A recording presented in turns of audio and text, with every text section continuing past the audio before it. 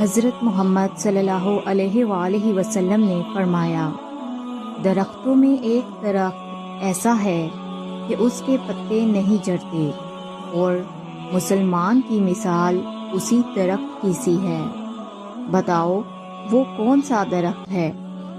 یہ سن کر لوگوں کا خیال جنگل کے درختوں کی طرف دوڑا۔ حضرت عبداللہ رضی اللہ تعالیٰ عنہ نے کہا، میرے دل میں خیال آیا کہ وہ کھجور کا درخت ہے، مگر میں اپنی کم سینی کی شرم سے نہ بولا۔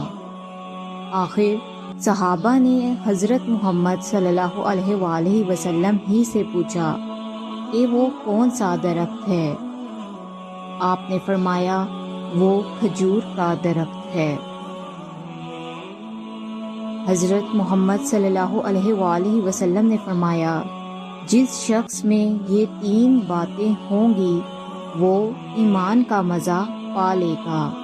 ایک یہ کہ وہ شخص جسے اللہ اور اس کا رسول ان کے ماں سوا سے زیادہ عزیز ہوں، اور دوسرے یہ کہ جو کسی بندے سے محض اللہ ہی کے لیے محبت کرے، اور تیسری بات یہ کہ جسے اللہ نے کفر سے نجات دی ہو، پھر دوبارہ کفر اختیار کرنے کو وہ ایسا برا سمجھے جیسا آگ میں گر جانے کو برا جانتا ہے۔